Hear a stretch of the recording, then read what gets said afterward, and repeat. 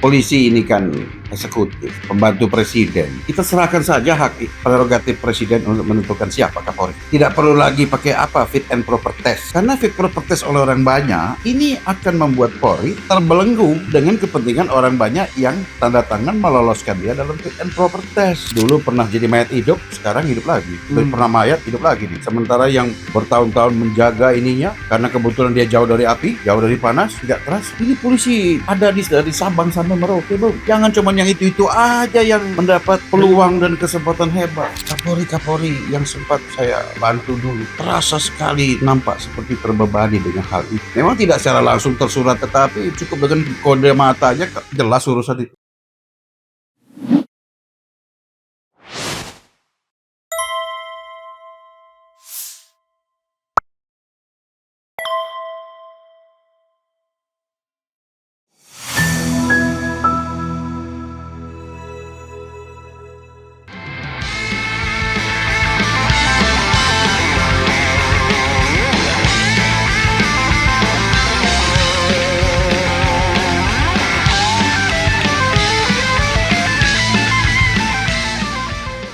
Assalamualaikum warahmatullahi wabarakatuh.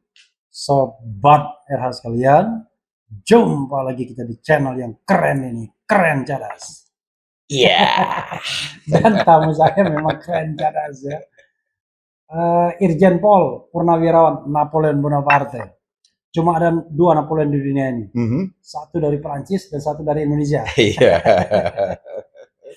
Pasti Napoleon yang Perancis niru nama Napoleon di sini. Jadi saya panggilnya apa? Kanda, Bang, Jenderal. Saya sekarang ini banyak dipanggil orang Napo. Oh, Lebih singkat. Bukan begitu. Kalau Napo itu kurang ajar kita dengan senior. Ya kan? Oke, saya panggil Bang Napo ya. Siap. Oke, Bang. Rupanya Polri ini berlari duluan dalam hal reformasi Polri. Dia bentuk tim transformasi reformasi Polri. Ini sorry ya, bukan menghina institusi Abang. Gimana kita mau mentransformasi? Reformasinya aja belum ada konsepnya. Iya. Transformasi itu kan berarti transform, berubah. Iya, mengubah. Jangan-jangan reformasi yang mau diubah. Iya. Jadi kita terpaksa berbagi mic ini. Nah itu dulu yang ingin saya komentari. Silakan Bang Napo kasih tanggapan soal tim transformasi reformasi Polri. Silakan. Terima kasih Bang Refli. Jadi apa yang terjadi itu dengan skep tanggal 17 September kalau nggak salah, itu dapat diartikan dua hal. Ya. Yang pertama, mungkin itu adalah langkah Polri betul 17 September skepnya. Untuk menyiapkan konsep. Apabila nanti ditanya, pasti Polri diminta untuk memberikan pandangannya dalam rencana Presiden membentuk tim reformasi Polri itu. Sehingga Polri harus siap mendahului untuk menyiapkan apa sih poin-poinnya. Di awal dilakukan mulai tanggal 17, nah tim ini akan berkonsultasi, menginventaris segala data, kebutuhan, keperluan, kekurangan, supaya nanti apa yang disampaikannya kepada tim reformasi kepolisian yang dibentuk Presiden bisa memberikan masukan yang komprehensif sesuai dengan tatanan, tanpa juga mengabaikan keinginan bangsa kita, rakyat kita dari peristiwa-peristiwa yang kemarin terjadi. Kemudian yang kedua, bicara soal transformasi, berbeda memang dengan reformasi. Ya. Ini transformasi reformasi. Iya. Kalau transformasi Polri kan masih masuk akal. Ini transformasi reformasi. Hal itu dapat juga dipahami sebagai upaya mungkin dari Polri untuk melakukan pembenahan secepat-cepatnya supaya memperbaiki hal-hal yang dirasakan perlu diperbaiki oleh masyarakat. Hmm. Jadi transformasi dulu supaya dalam reformasinya nanti itu tidak terlalu Kaget. beresiko menerima dampak-dampak yang dirasakan akan merugikan. Hmm. Jadi itu dua hal itu yang kemungkinan dilakukan. Tentunya yang paling tahu Polri lah hari ini. Mana yang lebih tepat di antara dua opsi itu? Atau ada opsi yang lain? Saya kurang paham, tetapi kemungkinan dari dua itu salah satu. Oke. Jadi Kando lah saya bila tanya kan Kanda ini berpengalaman pensiunan Polri. Pastinya kan paling tidak sempat punya perbandingan dengan negara lain dan lain sebagainya. Saya mau mengajukan, karena ini kita berbagi langsung 3 pertanyaan. Pertama, tim transformasi reformasi ini terdiri dari 52 orang. Mulai dari jenderal bintang 4 sampai kombes kalau tidak salah ya. Dan semua struktur Polri ada di situ. Struktur puncak, Kapolri, Wakapolri, kemudian ada Komjen di situ beberapa. Kemudian sampai kemudian jabatan-jabatan di bawahnya, Irjen, kemudian Brigjen, Kombes juga ada. Itu satu hal. Padahal kita bicara mereka adalah part of the problem atau part of solution. Itu kan juga masalah kan? Bagaimana kita misalnya kalau misalnya part of problemnya di mereka, bagaimana kemudian mereka kemudian menyerahkan konsep reformasi polisi itu satu hal, pertanyaan etisnya kan? Dan yang kedua, kalau kita bicara mengenai reformasi Polri, itu gradasinya lebar sekali. Ada yang sampai mengatakan fungsi-fungsi Polri itu ya harusnya dibagi. Perlindungan dan pengayoman, kemudian dan penegakan hukum itu hal yang berbeda. Kita mungkin butuh polisi yang sophisticated kalau terkait dengan high crimes gitu ya. Terkait dengan transnational crime misalnya. Tapi kalau cuma nganter nenek nyebrang jalan, kan tidak perlu sophisticated ya kan? Tidak perlu lulusan Glasgow University ya kan? Nah karena itu kemudian orang mengatakan ya bisa dimasukkan ke pemerintah lokal, daerah, bisa di Kemendagri separuh, yang Brimob itu mungkin masukkan saja di Kementerian Pertahanan dan Keamanan, ya kan? Kemudian yang penegakan hukum itu masuk Department of Justice atau Ministry of Justice, ya mungkin gabungan dari Jaksa Agung dan juga ada Kementerian Hukum di situ. Jadi itu yang kita dengar. Nah sekarang konsep Kando sendiri seperti apa? Silakan. Terima kasih Bang Repli. Sebenarnya Polri itu sudah lama sekali melakukan studi banding ke berbagai negara untuk melihat perbandingan sistem kepolisian. Sampai hari ini kita melihat ada 3 bentuk. Di dunia barat itu, terutama di Amerika, sistem polisinya represif. Dikenal dengan istilah dar der dor. Ini sangat berbeda dengan sistem pemolisian yang bersumber dari Inggris. Dengan istilah community policing. Kita istilah ada Bobby dan segala macam. Kemudian kultur Asia sempat tahun-tahun 2000-an itu kita melakukan survei dengan melihat sistem pemolisian dari Jepang. Dengan istilah Chusaiso. Dan sebagainya, yang lebih mirip kepada sistem pemolisian Inggris melakukan democratic policing. Lalu bagaimana dengan Indonesia? Apakah satu di antara 3 tipe pemolisian itu tepat untuk difotokopi kemudian diterapkan di Indonesia? Ternyata survei melihat bahwa itu pun tidak tepat. Karena rupanya sistem pemolisian itu seharusnya disesuaikan dengan kultur dan subkultur yang ada berlaku di suatu bangsa. Karena kultur kita ini berbeda dengan barat, timur maupun utara, sehingga harus dibuat satu sistem pemolisian yang memang cocok diimplementasikan kepada kita. Which is tidak melihat dari ketiga sistem di luar tadi, tapi memang pemikir-pemikir yang ada di bangsa ini harus menerapkan apa sesuai dengan kehendak keinginan rakyat. Polisi itu ambigu sebetulnya. Kalau secara universal ada satu hal yang universal berlaku. Tugas polisi itu adalah to serve and protect. Ya.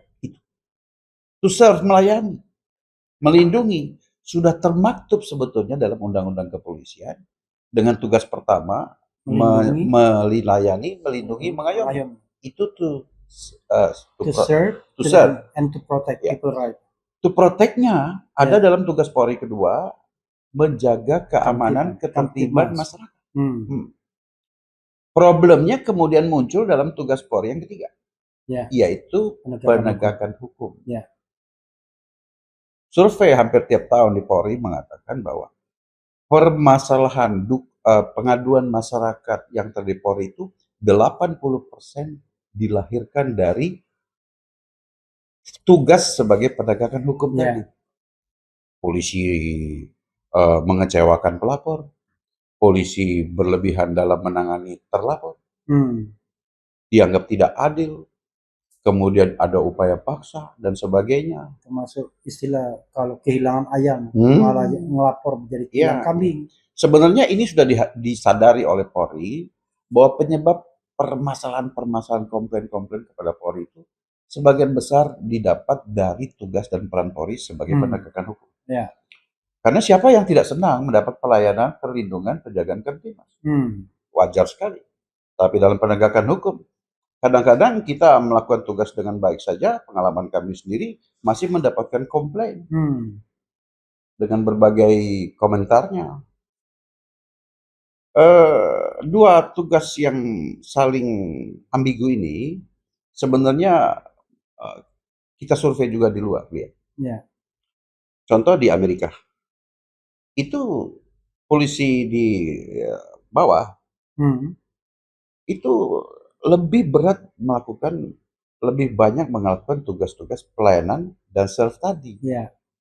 Tugas-tugas penegakan hukum itu kita tahu di sistem Amerika lebih banyak dilakukan oleh FBI. Suatu federal bureau yang berdiri sendiri, tapi khusus untuk menangani kasus-kasus federal.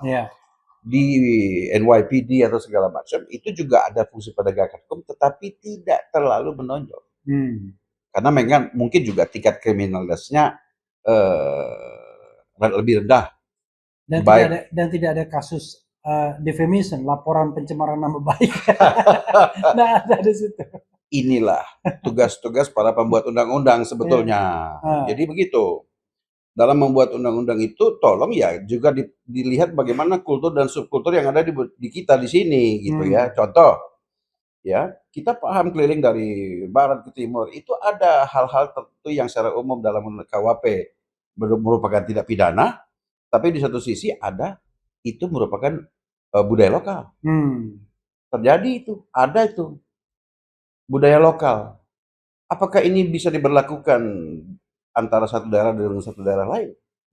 Kalau memang ternyata budaya lokal ini betul-betul murni dan tidak dimaksudkan unsur sebagai kriminal. Kemudian kalau kita melihat rencana ke depan, kita sebaiknya melihat bahwa perubahan atau reformasi polisi ini perlu menerima masukan dari berbagai unsur. Unsur para penegak hukum lain. Kenapa saya bilang penegak hukum yang lain? Kita tahu di Republik ini penegak hukum itu macam-macam, Pak. Bahkan di setiap kementerian itu ada istilah PPNS, penyidik pegawai negeri sipil. Tapi apa yang saya pernah alami, lihat bahwa minim sekali kinerja dari PPNS untuk sampai ke pengadilan. Contohnya, ya kita paham karena ada mungkin kepentingan-kepentingan. Nah ini bagaimana cara stimulan si PPNS supaya juga aktif sehingga bisa membongkar penyelewengan-penyelewengan yang menjurus ke pidana yang terjadi di lingkungannya masing-masing. Karena apa? Kita budaya ewo pakai ewo tinggi. Mungkin Polri pun pekewo kalau harus membongkar suatu kriminalitas yang terjadi di suatu institusi negara. Hmm. Oh, jangan main-main tuh. Atau di dalam institusi Polri sendiri misalnya, Apalagi sendiri, masa mau menelajangi diri sendiri? kasus Sambo misalnya. Contohnya, walaupun itu Sambo kasar udah kasat mata tak bisa di apa lagi.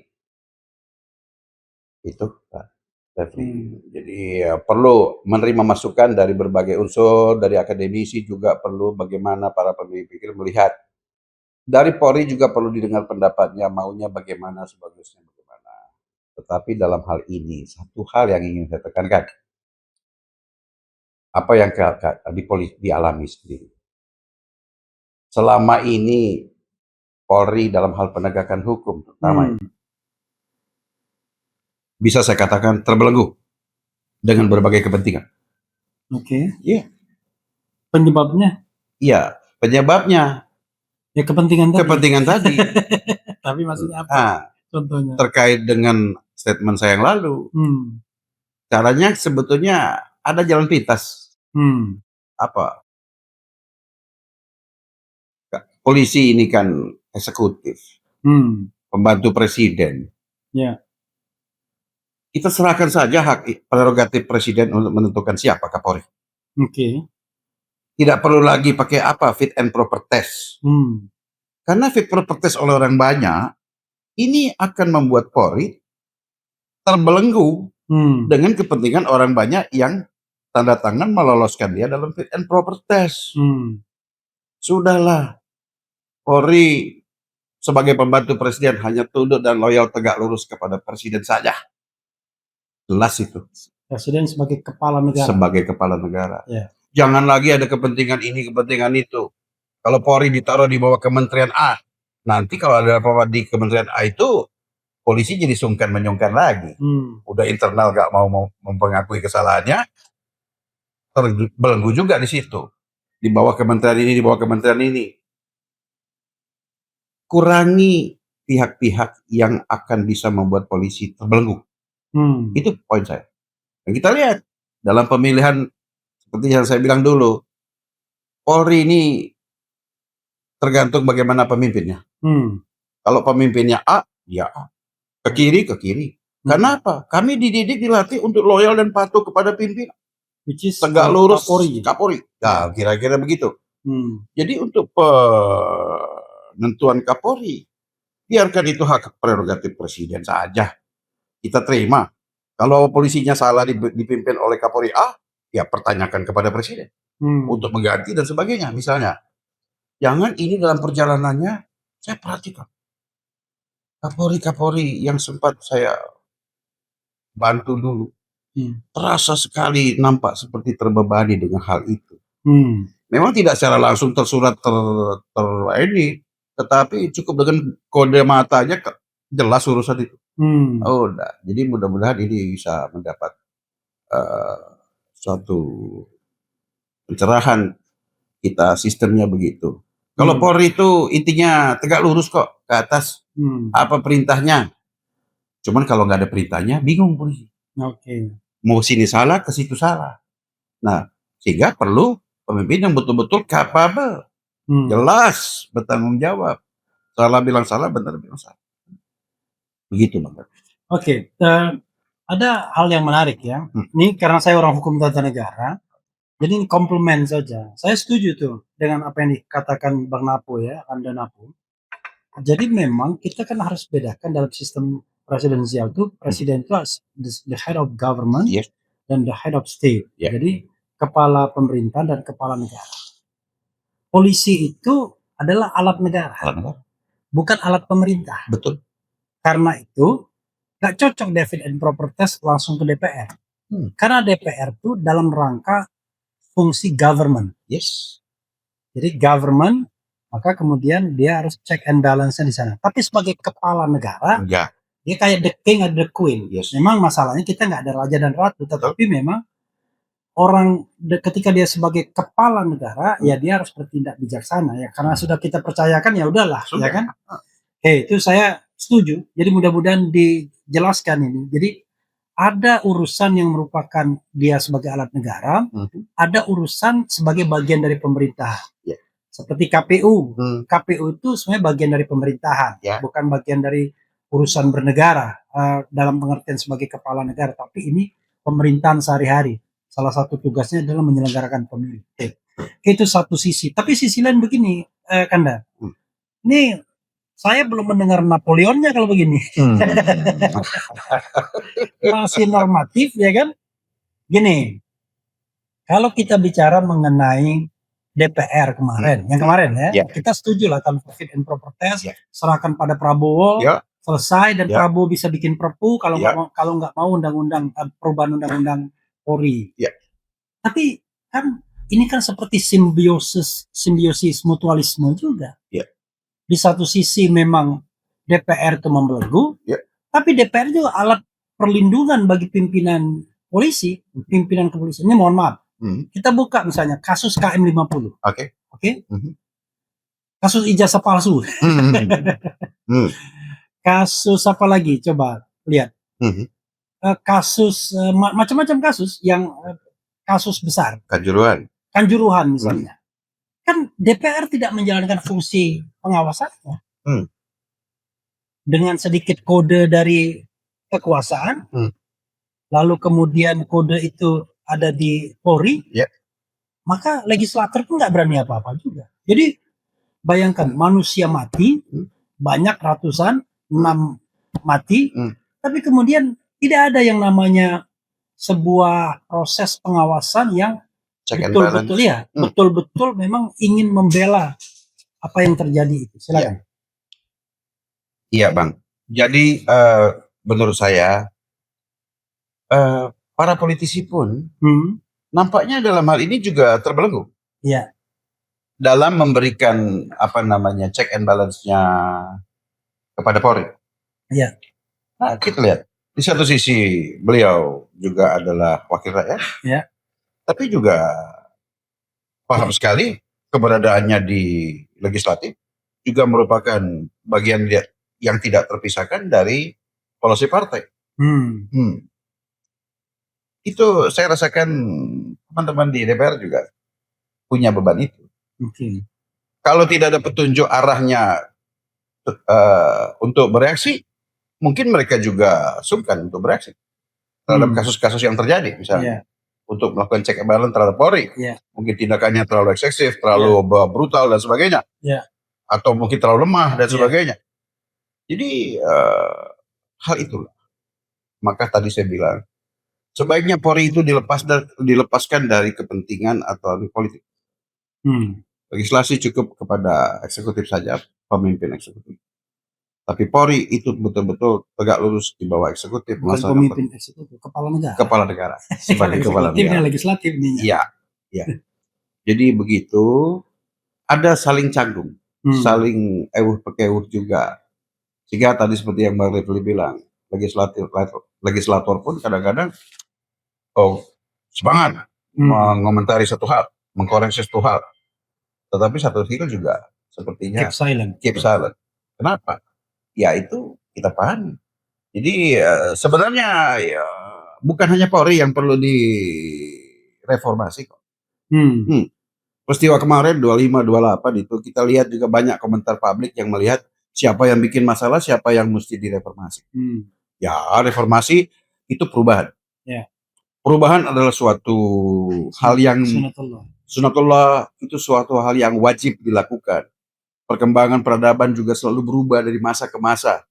Siapa yang stuck, diam saja berarti dia tidak mau perubahan. Kan kita sudah belajar ilmunya agent of change.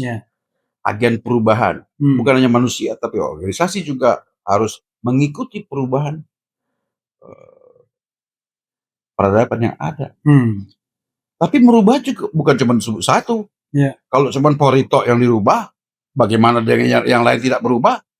Wah, terseok-seok juga Polri. Polri tidak akan tampil seperti yang diharapkan oleh masyarakat, oleh bangsa, oleh negara. Jadi bareng-bareng, ayo di sono yang sering-sering bikin masalah, ya, apalagi yang saya dengar, saya mual betul melihat yang joget-joget di TV itu, pamer-pamer kekayaan. Orang kaya betul itu menyembunyikan kekayaannya, bukan pamer-pameran. Hmm. Ini membuat masyarakat teriris hatinya, dilampiaskanlah tanggal 25 dan 28. Sangat menyedihkan. Dan apalagi kemarin kita lihat eksesnya anak buah yang sudah kerja setengah mati segala macam. Tiap hari saya makan malam sini ketemu dengan anak buah di warung. Cerita, waduh Pak, kami sehari cuma dapat sekian ini. Itu Pak, suruhan teman-teman kena lempar juga. Kenapa kau tidak bertindak? Begini salah, begitu salah. Jadi kami cenderung mengamankan diri. Padahal protap sudah ada, protap 1 tahun 2010 tuh. Pertahanan Mako. Itu jelas. Itu perintah undang-undang, laksanakan. Itu harus. Iya, Kando, memang kalau kita lihat dari mana harus memulai, maka tidak gampang ya. Kalau kita bicara reformasi Polri, nanti kita akan bilang, wah reformasi dulu dong. Legislatif, DPR, partai politik, dan lain sebagainya. Tapi karena fokus kita ini reformasi Polri, ya kan? Maka kira-kira ya, mungkin Anda bisa punya 5 lah untuk akhir dari conversation kita ini. Kira-kira 5 step, 5 langkah, 5 kunci atau 5 konsep dalam perubahan Polri ke depan. Apa saja yang sesungguhnya harus direformasi. Kalau harus menyinggung kekuasaan puncak ya silahkan juga. 5 aja. 5. Biar ada patokan bagi masyarakat bahwa 5 itulah yang sangat prioritas di Polri kalau kita bicara reformasi. Atau jangan-jangan Anda bilang nggak ada yang prioritas sesungguhnya. Jalankan aja undang-undang. Oke, silakan. Yeah. Undang-Undang Polri nomor 2 tahun 2002 atau sudah diperbaiki itu. Sebetulnya hasil pemikiran orang-orang hebat dan pintar semua. Itu undang-undang yang sudah bagus.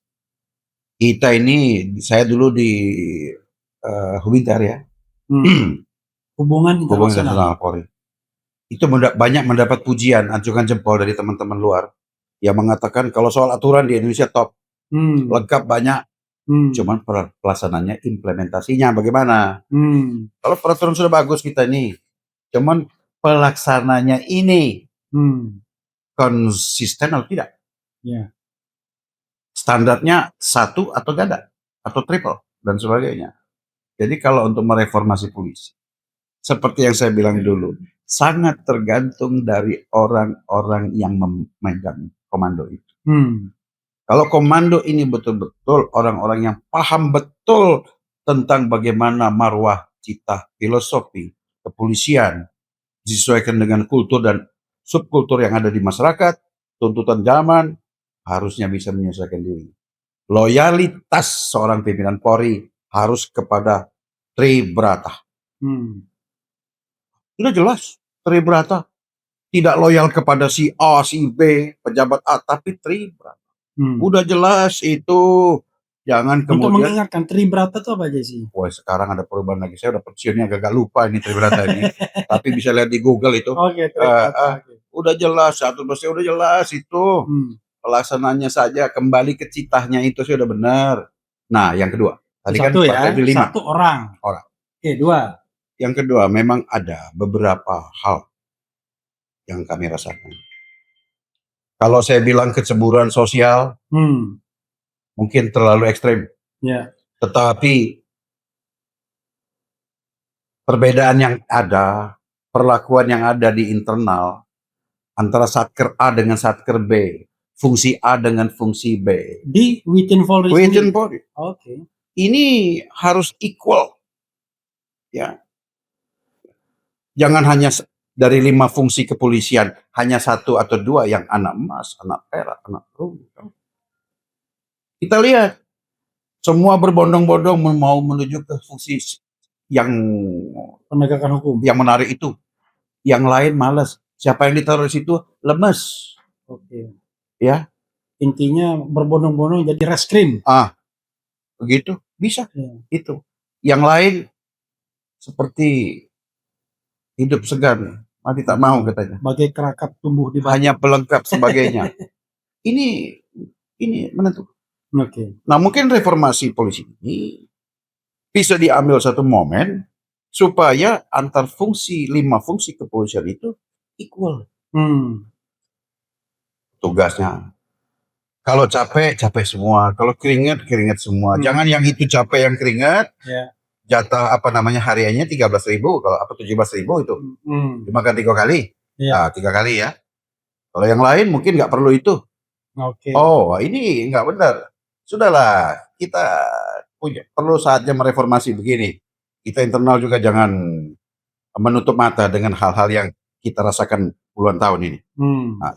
Tuh, yang kedua ini. Yang kedua itu ada azas keadilan within internal ya. Iya. Ya, oke. Di polisi juga ada unsur besar, namanya unsur operasional, yang terdiri dari 5 fungsi tadi, ada reserse, intel, sabara, binmas, lalu lintas. Ini harus equal nih, karena siapapun pemimpinnya, dia adalah bapak dari 5 fungsi ini, harus equal, bapak harus adil.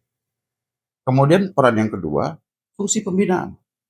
Fungsi pembinaan ini supporting agency, seperti misalnya logistik, personel, ya, apalagi hukum, divisi hubinter, misalnya. Nah, itu fungsi-fungsi pendukung. Ini juga harus mempunyai peran yang sama. Jangan lagi ada istilah 4L. Apa itu 4L? Lo lagi. Nggak ada orang lain. Oke, nggak ada orang lain. Yang itu aja. Ya kalau benar. Kalau kemudian dulu pernah jadi mayat hidup, sekarang hidup lagi. Udah pernah mayat, hidup lagi nih. Sementara yang bertahun-tahun menjaga ininya, karena kebetulan dia jauh dari api, jauh dari panas, tidak terasa.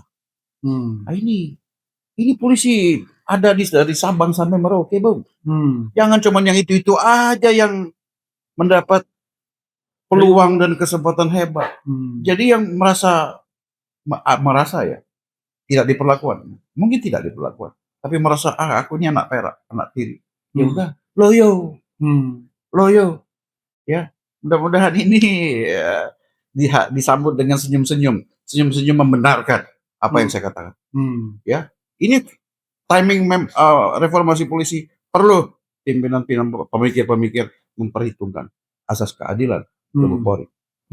Tetap dua ini. Kalau terjadi permasalahan dengan masyarakat segala macam, masyarakat tahunya polisi. Ya, yang kena pentung itu polisi-polisi Sabara, Brimob. Padahal anak-anak Sabara, Brimob itu survei membuktikan problem-problem yang berasal dari mereka itu sangat minim, Pak. Iya, ini waktunya. Mereka pun dongkol ini. Kenapa kami ini cuma bagian kena pentung? Sementara yang bikin masalah teman-teman kami yang di tempat yang lain. Begitu, Pak. Baru dua ya. Banyak kali ini. Kali panjang, tapi baru dua intinya. Yang ketiga, oke. Ya, kita paham. Apa dari kejadian kemarin ini sebetulnya Polri banyak disorot, bukan hanya oleh masyarakat yang secara langsung, tapi juga institusi-institusi di samping-samping Polri ini juga ikut memantau, merasakan bagaimana kiprah Polri 10 tahun terakhir lah. Ada yang bilang sama saya, 10 tahun terakhir polisi ini nampaknya terlalu dianak-emaskan. Oke. Padahal? Ya, semua institusi, semua anak bangsa itu berhak mendapat equal, perlakuan yang equal. Polri nampaknya mungkin anggarannya besar, ini segala macam.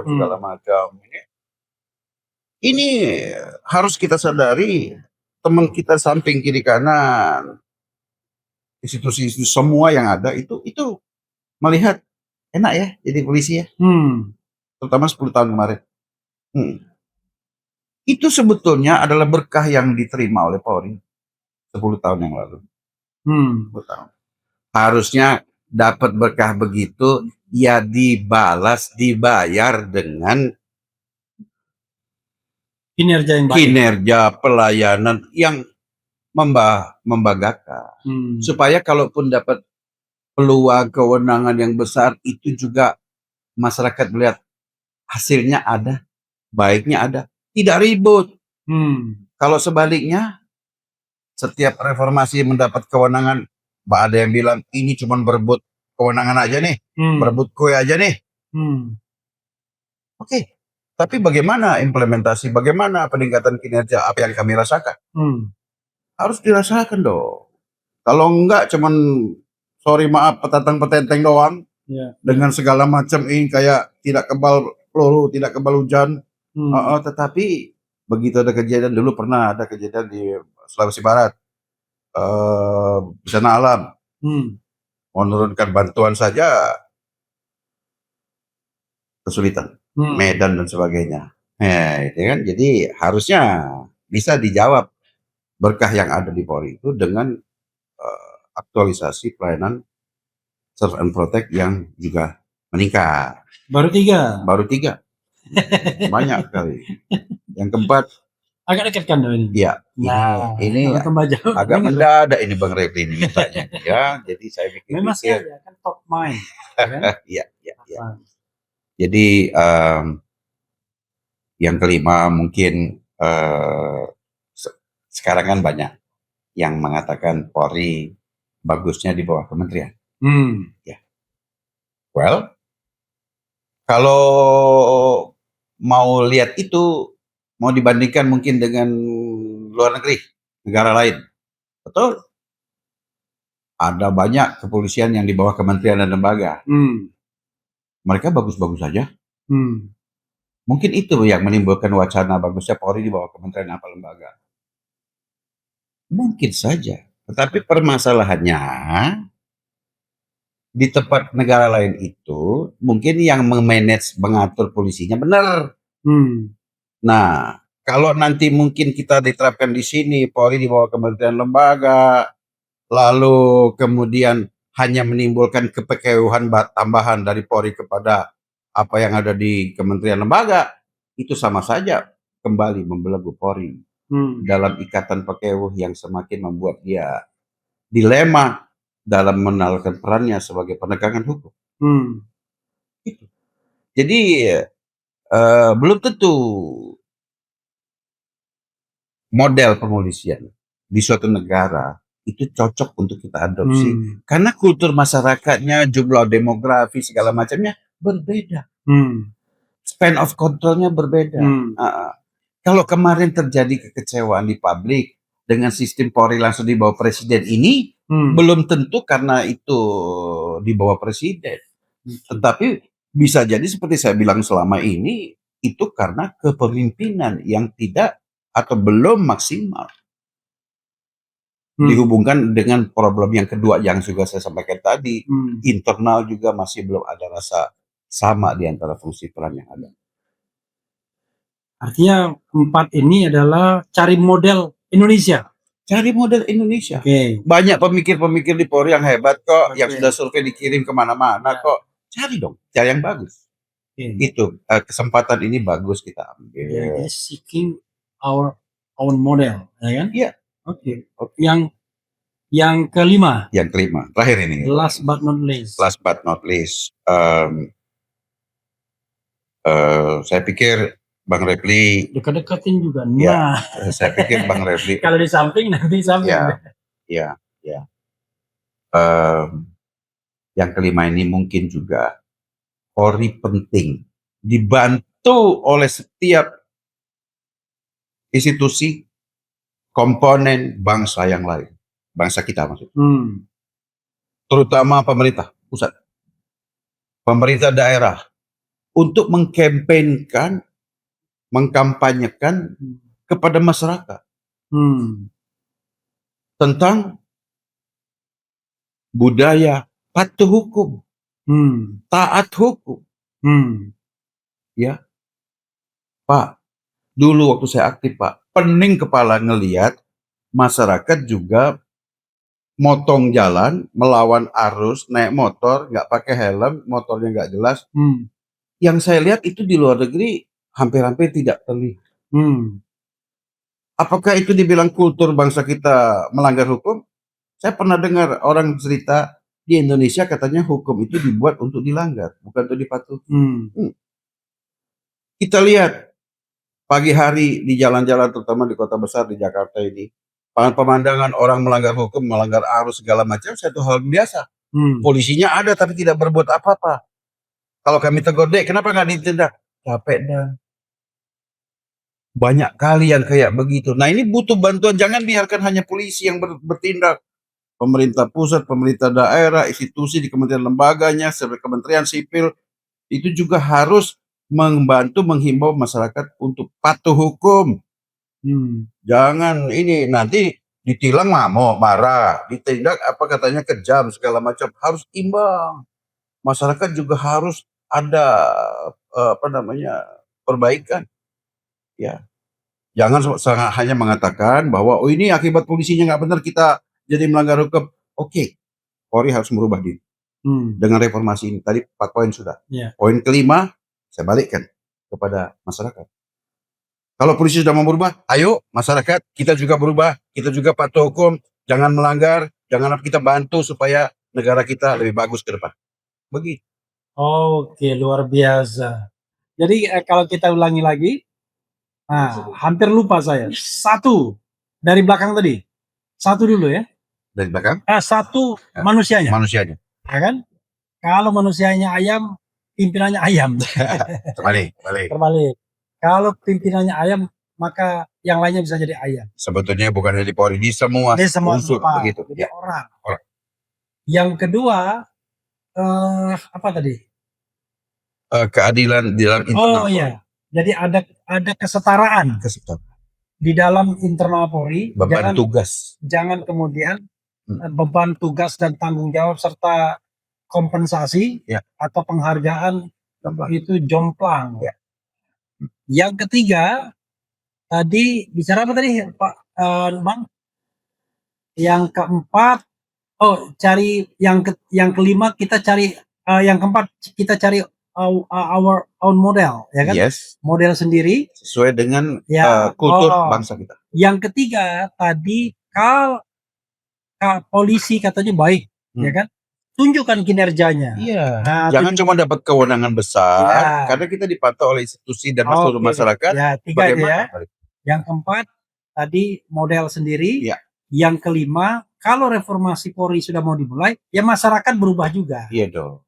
Lebih patuh pada hukum. Iya dong. Itu saudara sekalian yang bisa kita